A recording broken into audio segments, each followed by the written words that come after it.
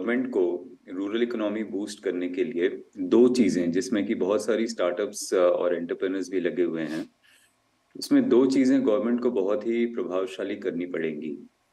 सबसे पहला, ये पूरा जो हमारा सिस्टम है रूरल इकोनॉमी का, वो पूरा का पूरा किसानों का मंडियों पे आके बेचने पे है। जी।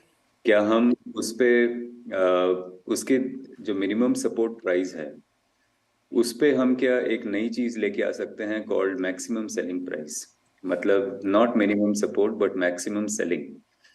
क्या हम फार्मर्स को जस्ट एक क्वालिटी के बेसिस पे उनको कर सकते हैं कि आप 20% of the budget should be actually attributed to MSP rather than MSP. So maximum selling means quality के बेसिस पे फार्मर को ज्यादा प्राइस मिले। I think this will also bring lot of technology in the mandi system, and also more importantly a lot of urban I would say demand would be created, which would boost the entire rural economy. दूसरा है कि बहुत सारे startups अभी काम कर रहे हैं, और आप जैसे देख रहे हैं कि फेडरेट्स बढ़ के ओवरऑल जो क्रेडिट सिस्टम है जी। उससे स्टार्टअप्स निकल चुके हैं। हम्म। उनको उनको बहुत मुश्किल हो रही है in terms of finding growth capital. Right. इस टाइम में अगर गवर्नमेंट एक subsidize credit policy government startups के लिए क्रिएट करे, जिसमें बहुत सारे स्टार्टअप्स हैं जो एक एक पिछले 2-3 सालों में उन्होंने बहुत अच्छी एग्रीकल्चर की एक इंजन बना के they have created some pace. Now, suddenly with credit being extremely expensive and investments going out of the market, I think this is the right time for the government to think कि क्या हम subsidise credit rural sector के लिए startups को provide कर सकते हैं। जी। Already बहुत सारी ऑर्गेनाइजेशंस हैं, नाबार्ड है, एग्रीकल्चर इंफ्रास्ट्रक्चर फंड है, बहुत सारे मीन्स एंड मोड्स हैं जिसके थ्रू ये हो सकता है। एंड आई थिंक गवर्नमेंट अगर इसको बजट में लेके चले तो इससे बहुत ज्यादा इफेक्ट होगा। जो कि अचानक गाड़ी रुक सी गई है लग रहा है अभी, वो एक पूरा का पूरा साइकिल फिर से चल पड़ेगा। जी, एंड आई एम तो सरप्राइज्ड कि आप कह रहे हैं कि गाड़ी रुक सी गई है, क्योंकि जब अब तक जिन भी इन्वेस्टर्स से हमने बात की है वो बाकी इंडस्ट्री में पैसा नहीं लगाने के बजाय एग्रीकल्चर एग्टेक कंपनीज पर ज्यादा बुलिश है, डिस्पाइट द फैक्ट आप कह रहे हैं कि यहाँ पर थोड़ा सा स्लो डाउन है मनी का। मैं इनफैक्ट गुरप्रीत आपकी राय अब लेना चाहूंगी, क्योंकि आपकी कंपनी दरअसल गिग इकोनॉमी से जुड़ी हुई है और ये एक बहुत बड़ा तबका बन चुका है भारत में, जहां पर हम सब कहते हैं कि ज्यादा से ज्यादा लोगों को नौकरियां मिलनी चाहिए, विकल्प होने चाहिए, दूसरी तरफ कंपनियां छटनी कर रही हैं। तो how important is this gig economy? अब इसका उल्लेख तो पिछले बजट में किया गया था, अब उसके आगे 3 कदम कैसे बढ़ाएं? आप क्या सुनना चाहते हैं वित्त मंत्री से? बिल्कुल, थैंक यू अर्शिदा। पहली बात तो इनवाइट करने के लिए, I think pleasure to be part of this panel and good to meet you Rajeev and Taran ji. तो अर्शिदा आप सही कह रही हैं, गिग इकोनॉमी एक सोल्यूशन बन के आया है when we talk about job creation.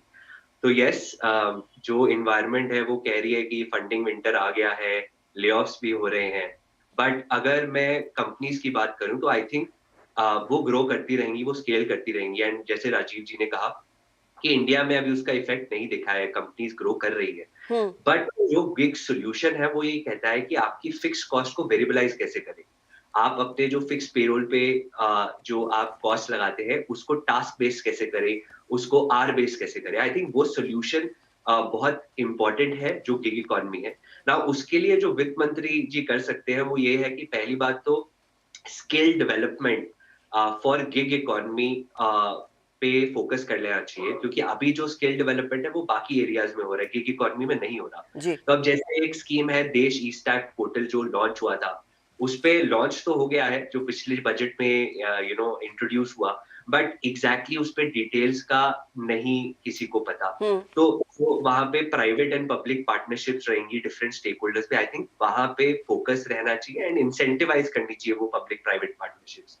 Second ये है कि स्किलिंग से ही रिलेटेड जो स्किल गैप असेसमेंट है वो गिग इकोनॉमी में हो ही नहीं रहा है। पीपल डोंट नो कि ऐसा कौन सा स्किल है जो गिग इकोनॉमी में अगर अभी इंट्रोड्यूस किया जाए वो आगे जाके गिग इकोनॉमी को ही बेटर करेगा। और क्योंकि जॉब क्रिएशन वहीं पे होना है आज की डेट में, 10 million gig workers are employed in this gig economy, and this number is going to be 25 million by 2030.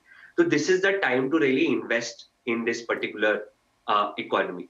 And इस पे एक लास्ट चीज जो अगेन बहुत इंपॉर्टेंट है, सोशल सिक्योरिटी कोड जी तो वी ऑल नो कि 2020 में वो इंट्रोड्यूस हुआ एंड उस पे काफी चर्चा भी हुई, बट अब प्रॉब्लम ये है कि उसकी जो लास्ट माइल इम्प्लीमेंटेशन है उसका क्लैरिटी नहीं है। तो सेंटर और स्टेट ने अपने अपने रूल्स ड्राफ्ट करने शुरू कर दिए हैं, स्टेट के अभी कुछ पेंडिंग भी हैं, जी बट अब 3 साल होने को आए हैं। I think it is time for action.